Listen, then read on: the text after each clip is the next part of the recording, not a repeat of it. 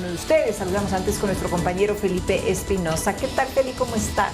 Pero, querida amigos televidentes, sean todos ustedes bienvenidos y como siempre agradecerles por permitirnos ingresar hasta sus hogares. Tenemos 60 minutos recargados de información. Así es, hacemos una invitación también, como todas las noches, amigos, para que nos puedan sintonizar a través de www.eltelegrafo.com.es. Recuerden que somos retransmitidos por Pública FM y también, por supuesto, nos pueden seguir a través de nuestras redes sociales. Enseguida vamos a revisar los titulares de la jornada. Bienvenidos.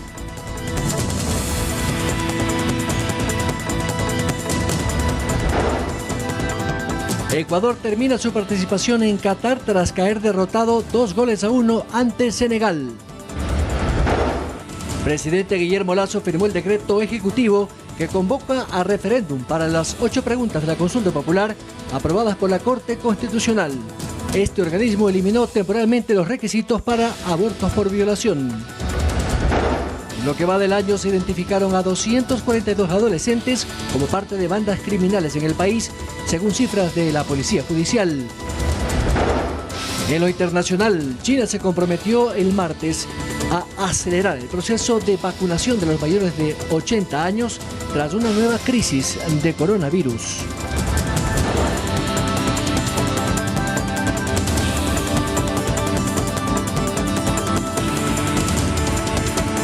Vamos enseguida con el desarrollo de las noticias, amigos televidentes. Atención, porque en lo que va del 2023-2022 se han identificado a 242 adolescentes como parte de bandas criminales en el país, según cifras de la Policía Judicial. En este contexto se ejecuta el Plan Nacional de Escuelas Seguras con la finalidad de disminuir la participación de menores de edad en actos ilícitos. Cristian huyó de su casa y abandonó las charlas de rehabilitación tras ser detenido por un robo. A sus 16 años ya tiene un amplio prontuario de delitos. Según las autoridades, sería uno de los responsables del asesinato del fiscal Edgar Escobar, a quien habría disparado 15 veces. Como él, hay otros jóvenes que a su corta edad ya son considerados líderes en las bandas criminales, como alias Cara Sucia. Según cifras de la DINAPEN, en lo que va del año, 2.497 menores de edad fueron procesados judicialmente. De ellos, cerca del 10% son parte de una banda criminal. Así lo revela Jimena Palacios, vocera de la Policía Nacional. Tenemos 242 adolescentes identificados en estas bandas de lo que va del año. Violación, robo, tenencia de armas y asesinato son parte de los delitos en los que los menores de edad se ven inmiscuidos. A decir de la mayor Palacios, existe un incremento de los jóvenes cooptados por organizaciones delictivas. Es por eso que también el Ministerio del Interior con el Ministerio de Educación plantearon este proyecto de escuelas seguras, justamente para enfocarnos en adolescentes que pueden estar o que tienen un vínculo con estas bandas. El plan, que se ejecuta desde el pasado 14 de noviembre, abarca a 220 instituciones educativas a nivel nacional. Se ha ido articulando el tema de las capacitaciones a padres de familia y también al personal docente de estas instituciones, con el objetivo de generar una cultura de seguridad. Como parte de esta estrategia, en 2 semanas se lanzará un sistema de alertas que prevé tener la respuesta policial en menos de 5 minutos. Como el botón de seguridad que maneja la Policía Nacional, los UPC, activa, obviamente hace un pequeño detalle, una síntesis de lo que está sucediendo. Actualmente se destinaron de 2 a 4 uniformados por cada institución. Olga Velasco, Noticias 7. Vamos con más información, amigos, y le contamos que la Policía Nacional recapturó a 2 hombres que se habían fugado de la penitenciaría del Litoral el pasado 16 de noviembre. Los sujetos fueron encontrados en la parroquia Viche del cantón Quinindé, esto en la provincia de Esmeraldas.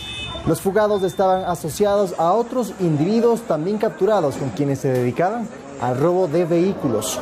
Además, esta es la segunda ocasión donde se consigue la recaptura de personas privadas de la libertad que habían escapado de la penitenciaría del Litoral, pues en Rocafuerte, provincia de Manabí, se atrapó a otros 2 el 18 de noviembre, pero escuchemos las declaraciones a continuación de la Policía Nacional.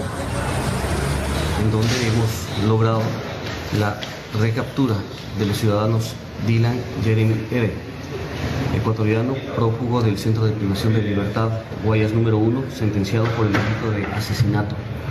asimismo del ciudadano Michael Elani A., ecuatoriano, prófugo del Centro de Privación de la Libertad, Guayas número 1, sentenciado por delito de asesinato. Aprehendidos Carlos Enrique Q., Cristian Andrés Q. Como indicios asociativos a este delito, en este operativo, se han retenido 5 armas de fuego, 6 cartuchos sin percutir, un camión reportado como robado, 2 motocicletas reportadas como robadas y un inhibidor de señales de GPS que estaban utilizando para el robo de vehículos.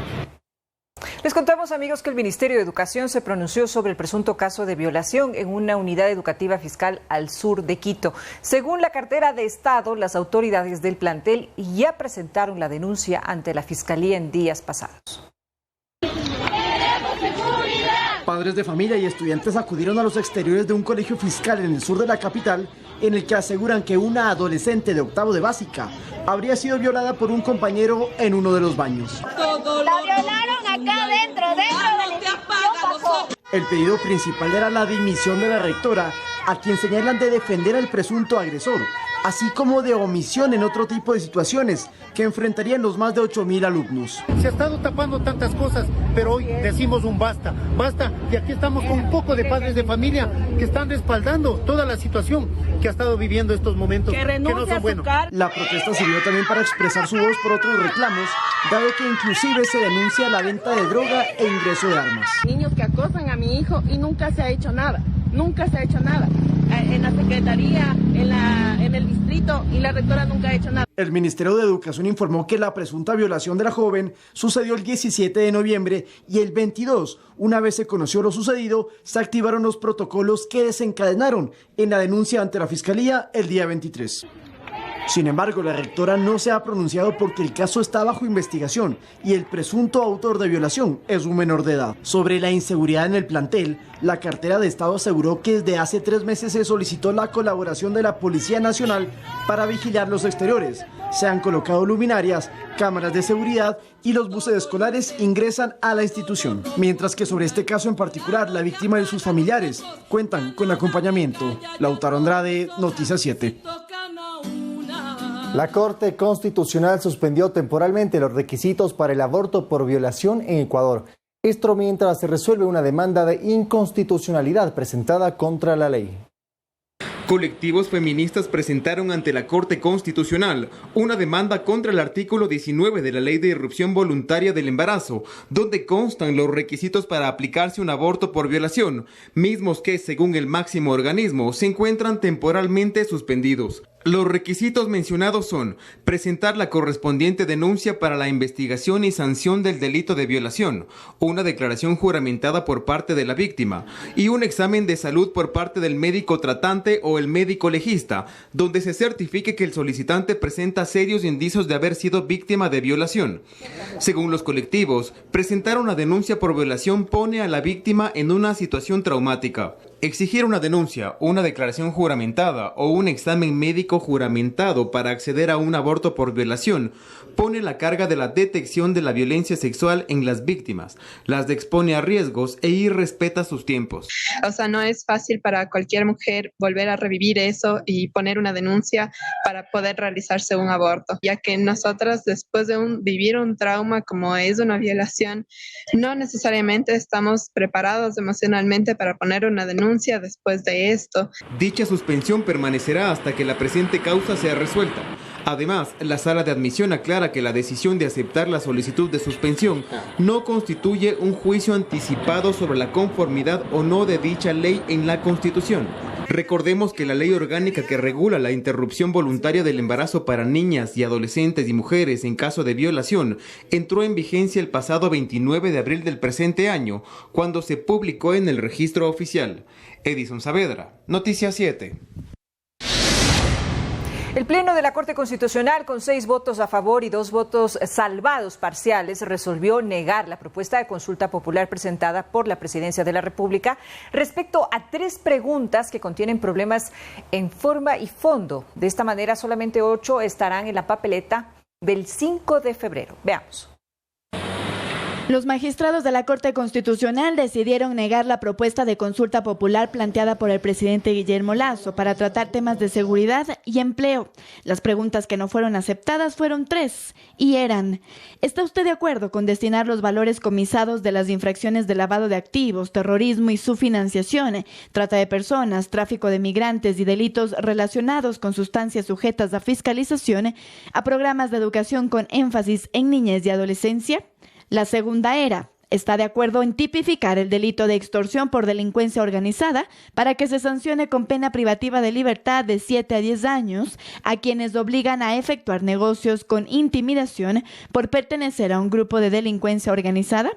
Y la tercera: ¿está de acuerdo con brindar una deducción adicional del 100% en el cálculo de la base imponible del impuesto a la renta para quienes emplean a personas de 45 años o más? Entre los argumentos de los magistrados están que en la primera propuesta no se cumplen los requisitos legales.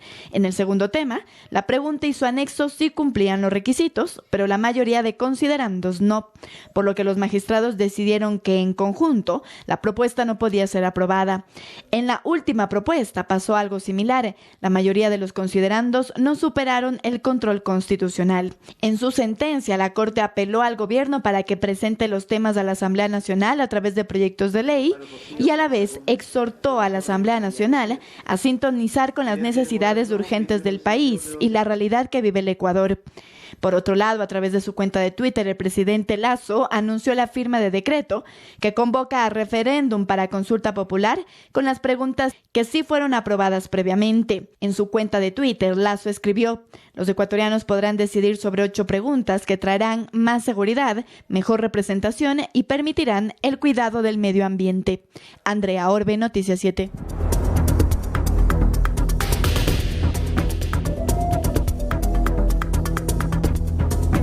El cierre de fronteras nacionales genera una crisis migratoria en el continente debido a decenas de miles de venezolanos desplazados.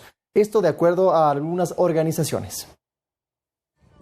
Numerosos venezolanos que han abandonado su país se encuentran en un limbo migratorio. Campamentos en los que se alojan han sido desalojados por autoridades centroamericanas y de México, donde se concentra la mayor cantidad de venezolanos en situación irregular. Así lo informó desde Panamá la ONG Coalición por Venezuela. Lo que más les preocupa es el tema de tener que regresar a Venezuela. Muchos de ellos no lo quieren, otros sí.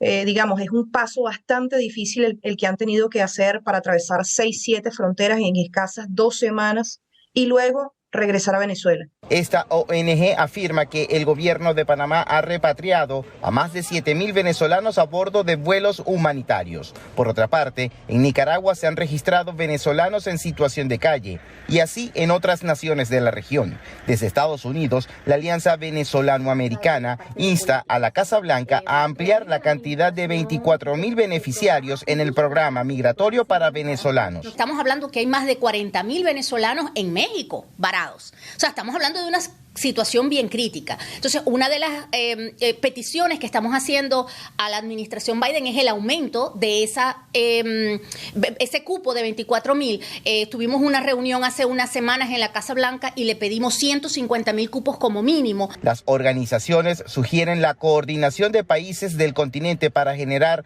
un estatus legal para estos desplazados. José Pernalete, Voz de América, Miami. ¿Cómo funciona? Y de hecho la cantidad de 19 horas con 20 minutos. Gracias, amigos televidentes, por mantenerse en nuestra sintonía. Vamos con más información. El Pleno de la Asamblea Nacional debatió la tarde de este martes la proforma presupuestaria que plantea el Gobierno Nacional para el 2023 y que se tramitó en la Comisión de Régimen Económico. El Legislativo, por su parte, acogió el informe elaborado y lo remitió al Ejecutivo. A la votación. Con 124 votos afirmativos, la Asamblea Nacional aprobó el informe no vinculante sobre la proforma presupuestaria 2023, en la que se discutieron ciertos aspectos de la propuesta gubernamental para el periodo fiscal del próximo año. Encontramos algunas inconsistencias macroeconómicas. La sesión duró más de 4 horas y en ella participó una veintena de legisladores, así como actores de la academia y otros gremios para expresar sus criterios. Las opiniones sobre la proforma fueron diversas. El aumento en esta proforma en educación es 611 millones de dólares. Tenemos una proforma responsable en lo fiscal que reduce a 2.1%, el déficit que lo heredamos en 7.8%. Sin embargo, asambleístas de oposición sugerían que el valor para el barril de crudo debía ser de al menos $90 y que se necesitan más fondos para fortalecer la seguridad.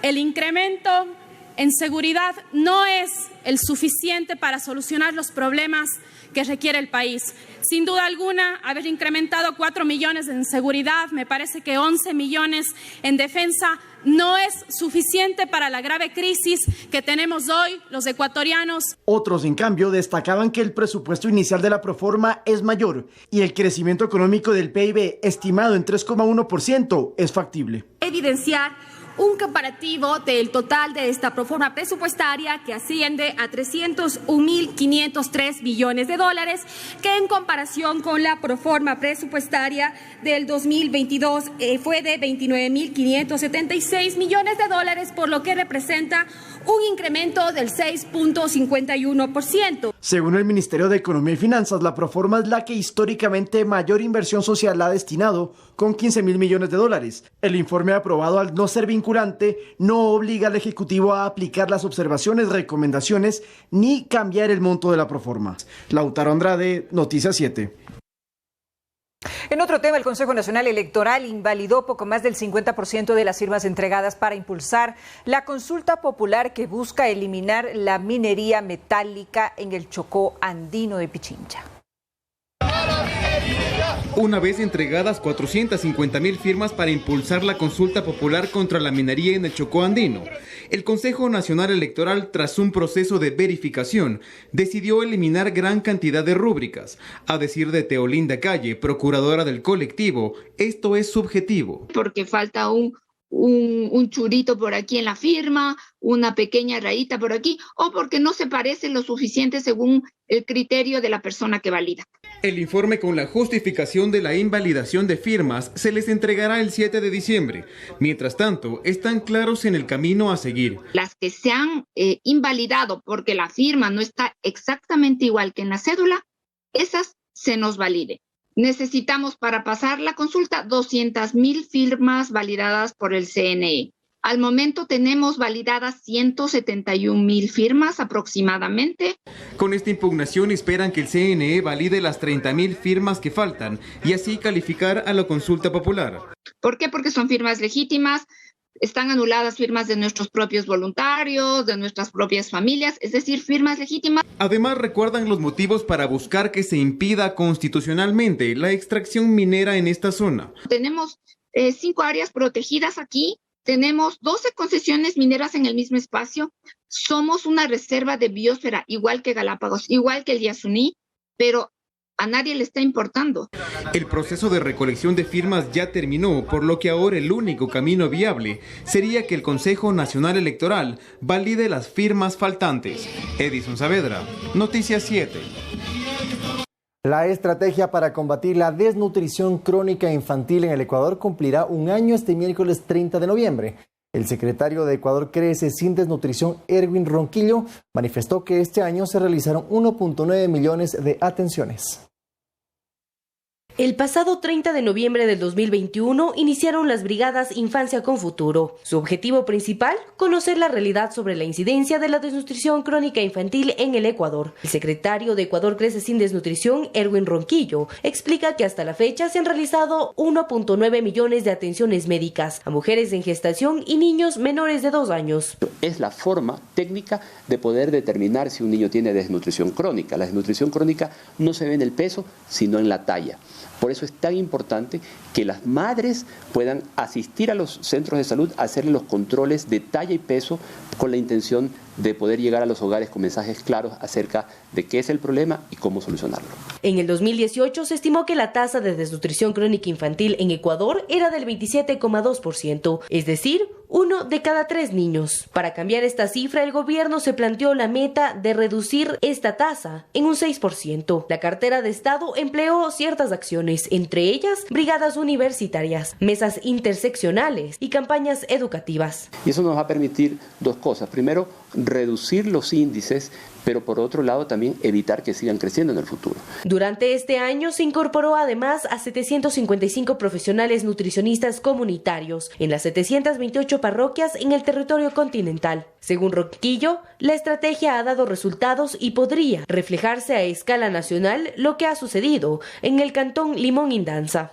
Que ha habido una reducción muy significativa de cerca de 6 puntos sobre todo en niños menores de 5 años.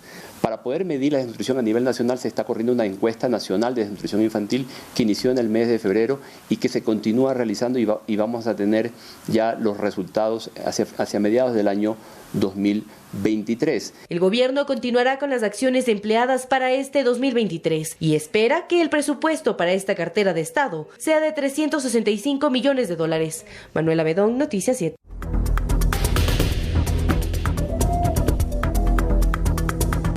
En nuestro avance internacional, amigos, atención porque en Texas, Estados Unidos, 80 horas de entrenamiento, una licencia estatal y un permiso escrito de la escuela bastan para que un maestro pueda portar un arma de fuego. De 1.200 escuelas públicas en Texas, solo 84 apoyan su seguridad en maestros que han sido entrenados como alguaciles y que por esta razón portan armas de fuego. Una ley local aprobada hace una década busca facilitar este apoyo. Al no ver mayor acogida, el gobierno republicano estatal ha buscado promover que más colegios implementen esta medida. Texas no requiere que las personas tengan un permiso para portar armas en público. Sin embargo, la ley federal aún se aplica en Texas. La única distinción entre Texas y muchos de los otros estados del país es que los maestros pueden convertirse en comisarios del orden. Una ley que, según la Comisión del Estado, es preventiva. El único propósito de un alguacil escolar es prevenir el acto de asesinato o lesiones corporales graves en las instalaciones de la escuela. La norma establece que el alguacil debe ser empleado de la escuela, poseer una licencia para porte de armas del Estado, pasar una prueba psicológica y tomar un curso de 80 horas de preparación. La regulación es considerada insuficiente por organizaciones como Giffords Law Center, quienes destacan otros riesgos cuando hay presencia de armas de fuego. Personas que cometen violencia doméstica a menudo no se les diagnostica una enfermedad mental y ha habido situaciones de tiroteo fuera de la escuela que involucran violencia doméstica. No creo que ningún tipo de verificación asegure que una persona que sea peligrosa no lleve un arma a un salón de clases. Según la organización Gun Violence Archive, en lo corrido de 2022 se han registrado 42 tiroteos en Texas y desde 2013 a cuenta de armas de fuego, 12.796 personas han perdido la vida, 973 de ellas menores. Laura Sepúlveda, Voz de América, Austin, Texas. Vamos enseguida con las noticias internacionales, amigos televidentes. China se comprometió el martes a acelerar el aumento de la tasa de vacunación de las personas mayores de 80 años y a seguir aumentando la tasa de vacunación de las personas de 60 a 79 años contra el coronavirus, 2 días después de manifestaciones históricas contra las restricciones sanitarias en ese país. China acelerará la vacunación de los mayores contra el coronavirus.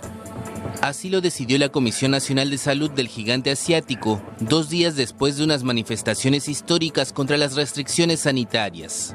Según indicaron a la prensa los responsables, actualmente menos de 2/3 de los habitantes de más de 80 años están plenamente vacunados. Luego de las protestas del fin de semana en numerosas ciudades, estaban previstas más manifestaciones que no tuvieron lugar debido a una fuerte presencia policial. En Shanghái, cerca del sitio donde se realizaron las protestas del fin de semana, los propietarios de los bares dijeron a AFP que recibieron órdenes de cerrar a las 22 horas bajo el motivo de control de la epidemia. Sin embargo, hubo algunas protestas esporádicas en otros lugares. En Hong Kong, decenas de estudiantes se congregaron para honrar a las víctimas del incendio de Urumqi, capital de la región de Xinjiang, que fue el elemento desencadenante para las manifestaciones más extensas desde el movimiento pro-democracia de 1989. El gobierno desmintió el lunes las denuncias de que el trabajo de los bomberos se habría visto entorpecido por la normativa sanitaria.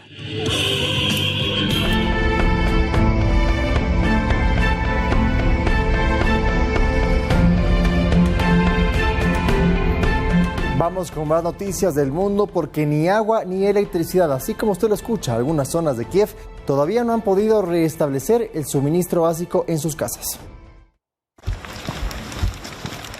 Los bombardeos rusos a infraestructuras ucranianas afectan especialmente a los civiles. Ni agua ni electricidad. Algunas zonas de Kiev todavía no han podido restablecer el suministro tras los bombardeos rusos. Alexandra Damoray explica cómo es la vida para su familia en estas condiciones. Para empezar, no hay ascensor para subir al 19º piso en el que vive esta pareja. Alexandra y Andrij son padres de mellizos de 3 meses y necesitan muchas cosas para mantenerlos. Mientras la OTAN negocia suministrar más armamento defensivo a Ucrania, los ciudadanos buscan maneras de sobrevivir al invierno. No tenemos electricidad y, en consecuencia, no tenemos calefacción, ni agua, ni nada. Andrij hace una prueba y gira el grifo. Como puedes ver, no podemos lavar los platos, no podemos cocinar.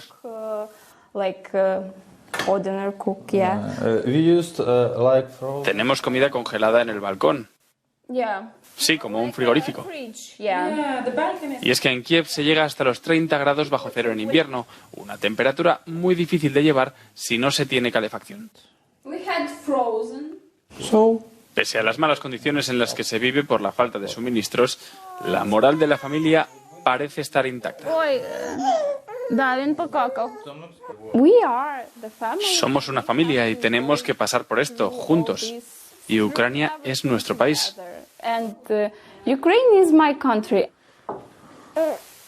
Andrij y Alexandra temen que la situación empeore a medida que se acerque el invierno y tienen una definición de la estrategia que está llevando a cabo el Kremlin.